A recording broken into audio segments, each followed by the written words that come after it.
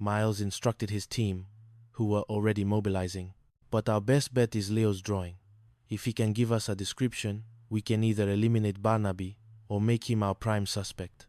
The problem, of course, was getting Leo to communicate again. He was clearly traumatized, retreating into himself. Here, here, here, here, here, here, here, here, here, here, here, here, here. Autistic children often react positively to animals. Miles remembered a colleague once saying, especially dogs. He looked at Buster, who sat patiently by Leo's side, offering a gentle nudge with his nose. Leo, who had been rigid with fear, slowly reached out a tentative hand and stroked Buster's fur. A flicker of calm crossed the boy's face. He needs time to process and calm down, Clara said softly. We might not have that much time, ma'am, Miles replied, his voice gentle but firm. Time to find Penelope alive. If Buster can help Leo process faster, find that calm. I have an autistic cousin, myself. I understand how hard this must be, but I think, Leo would want to help if he could. Clara looked at Buster, then at her son, a glimmer of hope in her eyes. You really think he can help Leo? Miles smiled. I think he sure could use a friend right now. And so, Buster settled in with Leo, a silent guardian in the midst of turmoil. Miles left them, a quiet prayer that the bond forming between boy and dog would unlock the secrets to Penelope's disappearance. The ransom demand arrived shortly after, $2 million in unmarked, untraceable bills. Arthur Finch nearly fainted. $2 million. My heart, I tell you, my poor heart. Miles, ignoring the dramatics, focused on the details. The text was sent via an anonymous site, a burner app, likely a burner phone, untraceable, just like the missing funds from the firm. Jesse. Miles called to his tech wizard, a young man whose glasses were perpetually perched on the edge of his nose. Keep digging into those accounts. There's something complicated happening there. And Sarah, he added, addressing the forensic expert. Any news on the van? Sarah, a no-nonsense woman with a permanent frown of concentration, reported. Rental company says one of their vans is overdue. Same model used by the kidnappers. And here's the kicker. It has GPS. Miles's eyes widened. He didn't jam the GPS? Nope. Sarah grinned, a rare sight. Just got a ping. It's zeroing in on an old commercial laundry on Drovers Road. My guess? He dumped the van there and took Penelope elsewhere. But it's a lead. Let's move, Miles commanded, already heading for the door. Buster, stay with Leo. You're doing vital work. Now, now, now, now. You're doing vital work. When Miles and his team arrived at the laundry, the van was there, abandoned, no sign of Penelope. He'd been stabbed once, expertly. Preliminary results indicate cause of death was a single stab.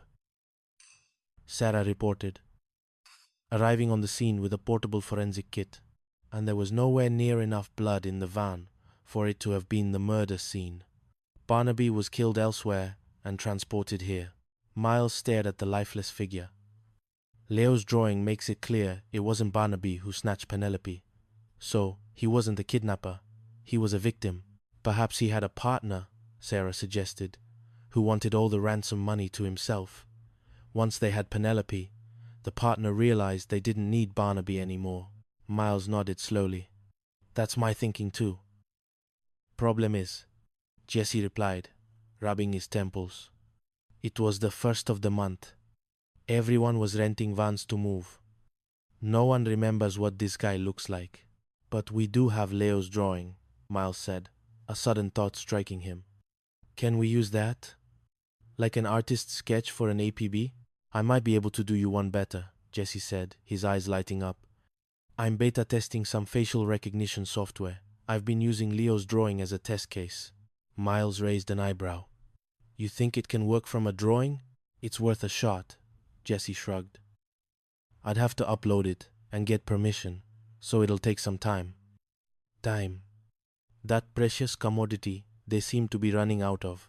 Later that day, back at the station, Miles watched through a one-way mirror as Buster worked his magic with Leo. The boy, calm now, was sketching furiously. Buster sat beside him, occasionally nudging the pencil with his nose, as if offering artistic critique. Finally, Leo pushed the sketchbook towards Clara.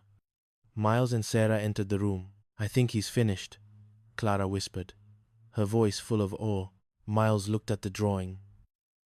It was a portrait, rendered with chilling accuracy, a man with harsh features, a cruel glint in his eyes. This was not Barnaby Blythe.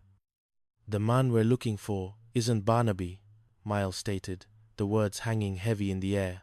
Jesse's voice crackled over the comms. "Detective. Facial recognition just got a match for Leo's drawing. Actually, it looks like we got 33 across the country, but I'm narrowing it down to the island." "Okay, that leaves 3. Let's focus on the one with the long criminal record, shall we?" Miles felt a surge of adrenaline. "Agreed. Earl the Enforcer, Blackburn," Jesse announced. 43 years old. Did some time for armed robbery and assault. Ran a high-end chop shop. And those are just the highlights. Miles frowned. "Do we know where this guy is?" "He did parole," Jesse replied. "So I have a home address. And get this, Earl Blackburn was represented by Sterling and Associates." Miles's mind raced.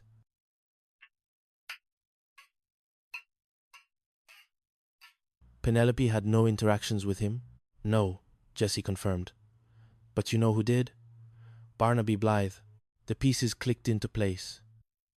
Barnaby, desperate for cash to cover the missing escrow funds, had approached Earl Blackburn, whom he'd met through a parole case. They cooked up a kidnapping scheme, revenge on Penelope, ransom from her parents.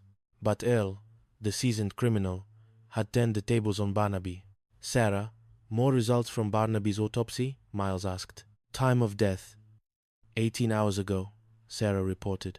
"Not long after Penelope was taken. And several tiny shards of chromium were found in the stab wound. The kind you'd expect to find in an industrial plant, or maybe a professional chop shop." Miles looked at Jesse. "Run a check on all locations Earl Blackburn worked at." Jesse was already typing. A flurry of clicks and clacks. "Got one. 11 Clyde Avenue, vacant for the last 6 months. Miles grabbed his keys. "Buster, you're with me. Sarah, Jesse, keep working the angles. We need to find Penelope, now." The abandoned machine shop on Clyde Avenue was dark and silent. Buster, ever vigilant, sniffed the air. His tail rigid, Miles drew his weapon. "Blackburn!" Miles yelled, his voice echoing through the cavernous space. "We know you're here. We know you took Penelope." A figure emerged from the shadows, a glint of metal in his hand. "Earl Blackburn, you know, all this time, I thought you were in this with Barnaby. And this is what bothers me. If Barnaby was your partner, how come you didn't do anything to cover his tracks?" Miles paused, a sudden realization dawning on him. "There's someone else involved, isn't there?